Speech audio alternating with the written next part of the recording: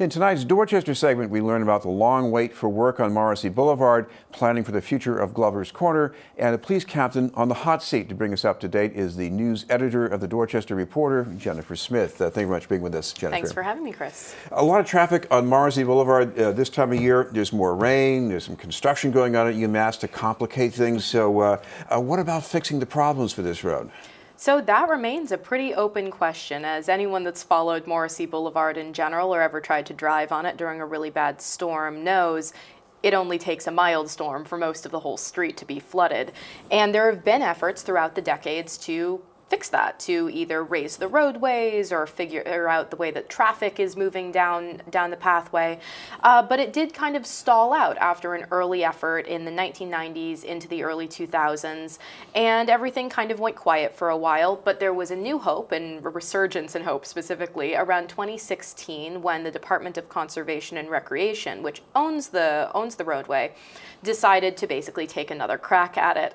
And so after about a year of some pretty promising meetings, there were some new designs. They were talking about ways to incorporate new climate planning into the roadway design, figuring out where stretches were most vulnerable, dealt with the idea that they might need to rebuild the roadway in certain phases if there were funding issues, because the Department of Conservation and Recreation, DCR, is notoriously underfunded a lot of the time, and this would be a very expensive project. So that kind of made its way through public meetings until about 2017 in the spring, when Mayor Martin Walsh said that he, like some other residents, was concerned about one of the proposals that would lead to some lane drops. So the 3 lanes would be reduced to 2 in terms sort of to make way for bike lanes, but also pedestrians as well. So he basically sent it back to community meetings, the idea being that we could then see new designs, everyone could weigh in on them, submit comments, and move on. But what's actually happened is almost radio silence since then. So it's been a little bit more than a year since there's been any actual feedback on where this project is at. And that's when we at the Reporter start to get calls when people who participated in this process were very unclear about the potential roadway. Well, the central issue here, you have a roadway that I think from UMass to Victory Road has to be elevated, if only because of the rising sea levels. That's a big order. I mean, how do you do that without causing chaos? Well, I mean, the question is always how you do that without causing chaos. As we note, it's a little bit easier if you're thinking up past the UMass area, where you have the most traffic and the most intersections that you need to work with, but it's not really at risk of flooding. So that's a little bit easier. You can sort of reorder the roadways, fix up the signals, and deal with traffic there. But yes, as you note, around the Victory Road area, they will have to raise the entire roadway.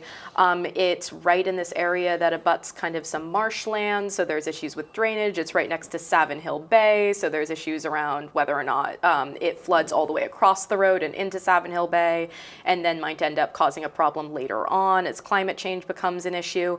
So yes, the question is not just the logistics of improving the roadway, which would basically have to be done in thirds, but also where the project and where the design is even at. So DCR says we're at about 25% design and they're working through some easement issues, but that's pretty much the only thing they've said publicly for quite some time. So a lot of transit advocates and biking advocates who are very excited about the design are kind of left in the dark, wondering how this roadway is going to connect up with, for instance, a massive Eversource project that is probably going to try and string some new connectors down Morrissey Boulevard.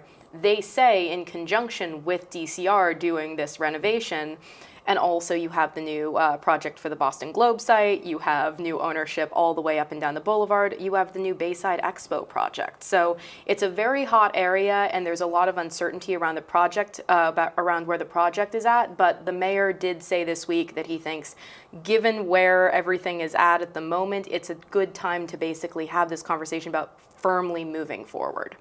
It's not unusual for police to be under investigation for something that happens when they're on a call But we have a more unusual case now with a police captain who is on paid leave right now for probably a different reason, though we don't really know what it is. What about this here? So we found out last week, a few news outlets initially broke the news that Captain Hasib Hossain, who was at B3, so it's the Mattapan, Dorchester area of the police department, was placed on paid administrative leave. At the time, there were no explanations. This happened last Monday.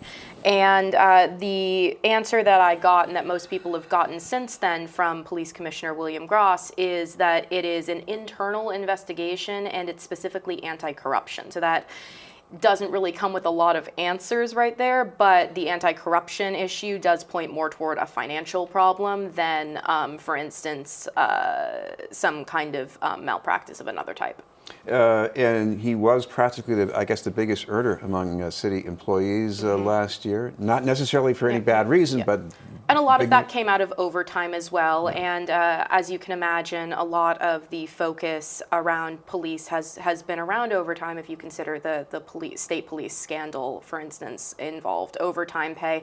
So again, it's not really clear what this is about right now, but a lot of people have been poking through the city finances and the pay rate, where he made a pretty hefty base salary to begin with, but if you do enough details, if you put in for enough overtime, you can pretty quickly rack up a pretty substantial pay. I'm also picking up there are some people who are unhappy with the way things are right now because it makes him look bad, and at the same time, he hasn't been able to defend himself. What about that? Right. So one of the problems as well with kind of the lockbox that is an internal investigation is it makes it very hard to actually piece apart what someone's done wrong. And police policy wouldn't, for instance, let him come out and make a public statement. So groups like MAMLEO are expressing concern about this. It should also be noted that Captain Hossain is the first Muslim police captain in the Boston Police Department. By all accounts, has been doing a good job with community policing over the few years that I've been covering him. There's been some pretty dramatic declines in overall crime rates in the area. Last year, it was one of the biggest drop-offs in overall crime in the entire city. So I think there is just that smaller amount of discomfort around the idea of a captain that people agreed was doing a good job in a lot of the visible ways we see police, but that there might have been something going on that we weren't immediately able to see. Some good news about a house on Meeting House Hill that's been an eyesore for a long time. Yeah. What's happening? 97 Mount Ida Road is quite a saga. This thing was initially condemned back in 2003. There was a fire about 10 years ago that got the whole thing boarded up again. It's been in and out of courts. The city tried to knock it down, and then the owner of it sued and basically has pressed his suit to stop the city from either taking possession of the house or handing it over to a receiver for a decade. And so what did ultimately happen earlier this year was one of the courts did actually appoint a receiver who put this house up on the market, saying that even in the condition it's in, and remember, this house has burn damage, water damage. One of the staircases is so impassable that the fire department will not physically go into this house if there were to be a fire involved. There was stagnant water, which was a mosquito issue. The owner admitted to leaving out empty cat food cans, which was attracting rats. So the neighbors were not happy about this for a while. But even in that state, the receiver said this thing would sell for about $500,000. Put it up on the market, and pretty shortly afterward, it was immediately accepted as a bid from a Malcolm Barber, who is a Quincy builder and contractor, for $665,000. So the neighbors are hopeful that there's going to be some movement here, but it does look like this longtime eyesore is officially moving into the next stage of its life. And finally, Jen, just a little more time. Could you just mention where people can find out more details, more stories in the paper and in your own Twitter feed? Of course. So we're available, of course, in print, but also online at .news.com, and then you can follow us on Twitter at The Paper with @.news or me at Jen.Smith. Thank you very much for being with us. Of course. Jennifer Smith from the Dorchester Reporter.